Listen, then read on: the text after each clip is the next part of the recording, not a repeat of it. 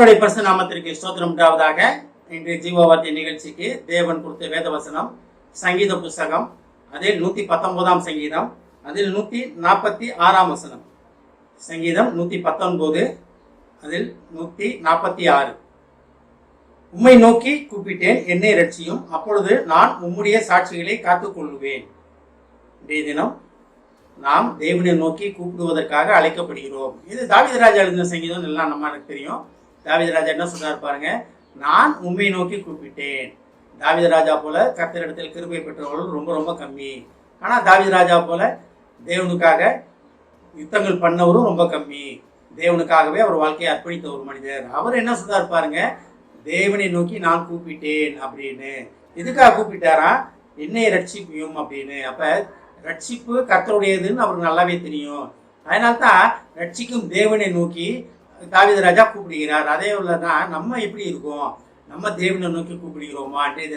நம்மை ஆராய்ந்து பார்ப்பதற்காக தேவன் நம்மை அழைக்கிறார்.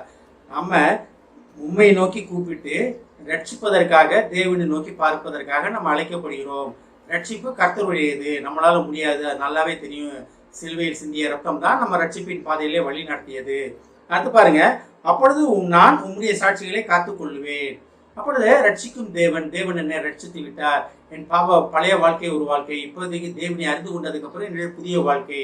அப்ப பழைய வாழ்க்கையில் இருந்த காரியங்கள் எல்லாம் மறந்து புதிய வாழ்க்கையிலே தேவன் கொடுத்த ரட்சிப்பை, தேவன் கொடுத்த புதிய காரியங்களையே நான் சாட்சியாக காத்துக்கொள்ளுவேன் அப்படின்னு தாவீது ராஜா சொல்கிறார். நம்ம எப்படி இருக்கோம்? ஒரு நாள் ரட்சிப்போம், ஒரு நாள் ரட்சிப்பு இல்லாத வாழ்க்கையும், ஒரு நாள் ரட்சிப்பின் வாழ்க்கையிலும் மாறி மாறி இருக்கிறோமா? அதற்கு தேவனுக்கு பிரியமில்லாத காரியம். ஆனால் தான் நம்ம இந்த வசனம் வந்து தாவீது ராஜா சொன்ன அந்த வசனத்தை நம்ம எடுத்து இருக்கிறோம். ரட்சிப்பு கர்த்தருடையது. அதான் பாருங்க, என்னை உம்மை நோக்கி கூப்பிட்டேன், உம்மை நோக்கி கூப்பிட்டேன். அப்ப ரட்சிக்கும் தேவனை நோக்கி நாம் கூப்பிடுவதற்காக அழைக்கப்படுகிறோம். இதுக்காக தேவனை ரட்சியும், நான் உமது சாட்சிகளை காத்துக்கொள்வேன்னு தேவன்கிட்ட நம்ம வந்து ஒரு வாக்கு மூலமாக தேவன்கிட்ட நம்ம சொல்லுவதற்காக அழைக்கப்படுகிறோம். அப்ப சாட்சிகளை காத்துக்கொள்வதுன்னா எப்படின்னா, பழைய வாழ்க்கையிலிருந்து அப்படியே யூட்டர்ன் அடிச்சு தேவனை நோக்கி போகிற வாழ்க்கை. இருளான வாழ்க்கையிலிருந்து ஒளியான வாழ்க்கை, ஒளியான பாதையை நோக்கி போகிறது. இருளான பாதையிலிருந்து ஒளியான பாதையை நோக்கி போவது. அப்ப ஒளியான பாதையில நோக்கி பாதி நாள் போயிட்டு அப்புறம் திருப்பி பழைய வாழ்க்கைக்கு வந்துட்டு திருப்பி பழைய வாழ்க்கைக்கு போறது தேவனுக்கு பிடித்தமில்லாத காரியம். அதுக்காக தேவன் உங்களை கைவிட்டுற மாட்டார். தேவன் எத்தனை தடவை தேவனை மறந்து எடுத்தாலும் தேவன் திருப்பி உங்களை எடுத்து நிலை நிறுத்த வல்லவராகிய தேவன். அதுக்காக நம்ம திருப்பி பழைய வாழ்க்கைக்கே சென்று கொண்டு இருக்கக்கூடாது. ஆனால் தான் உம்மை நோக்கி கூப்பிட்டேன், என்னை ரட்சியும், அப்பொழுது நான் தேவனாய் உம்முடைய சாட்சிகளை காத்துக்கொள்வேன். என்னை தேவன் எப்படி விடுவித்தார்? தேவன் எப்படி என்னை பழைய காலங்களிலிருந்து, பழைய வாழ்க்கையிலிருந்து எப்படி புதிய வாழ்க்கை, புதிய பாதையை என்னை வைத்திருக்கிறார், புதிய வாசஸ்தலத்துக்கு ஆயத்தமாக்கி வைத்திருக்கிறார் அப்படின்னு தேவனுடைய சாட்சிகளை காத்துக்கொள்வதற்காக நாம் அழைக்கப்படுகிறோம். நம்ம தேவனுடைய சாட்சிகளை காத்துக்கொள்வதுதான் நமக்கு மிகப்பெரிய ஒரு கட்டளை, நம்ம மேல விழுந்த ஒரு கட்டளை, மிகப்பெரிய கடமை அதுதான். ஏன்னா ரட்சிக்கும் தேவன் நமக்காக, நமது பாவங்களுக்காக, நமது மீறலுக்காக சிலுவையில் ரத்தம் சிந்தி மரித்த தேவன், நமக்காக மறுபடியும் உயிர் தெழுந்த தேவன்.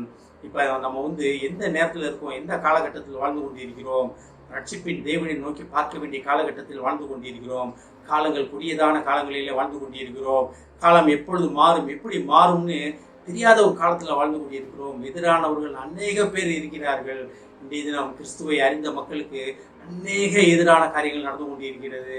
அநேக மாம்சத்தின் கிரியைகள் பயங்கரமா வெளிப்பட்டு கொண்டிருக்கிறது. அப்ப நம்ம தேவனுக்குள்ள நமது சாட்சியை காத்துக்கொள்வதற்காக, ரட்சிப்பின் தேவனாகிய அவர் நமக்கு கொடுத்த ரட்சிப்பை காத்துக்கொள்வதற்காக, சாட்சியான வாழ்க்கை வாழ்வதற்காக தேவன் நம்மளை அழைக்கிறார். நம்ம சாட்சிகளை காத்துக்கொண்டு தேவன் நம்ம கொடுத்த ரட்சிப்பை அநேகருக்கு வெளிப்படுத்துவதற்காக அழைக்கப்படுகிறோம். இதை இன்றைய தினத்திலிருந்து நம்ம ஒரு முடிவு எடுப்போம்.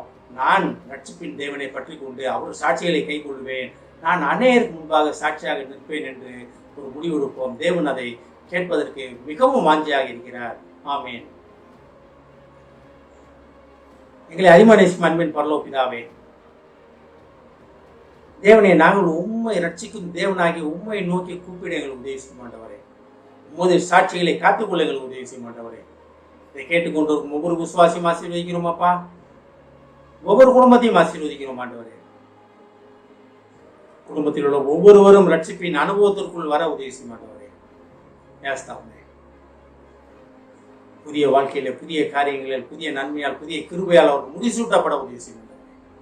ஆசீர்வதிக்கிறோம் அப்பா. இயேசுவின் மூலமாய் கேட்கிறேன் நல்ல பிதாவே, ஆமென். கர்த்தர் உங்களை ஆசீர்வதிப்பாராக.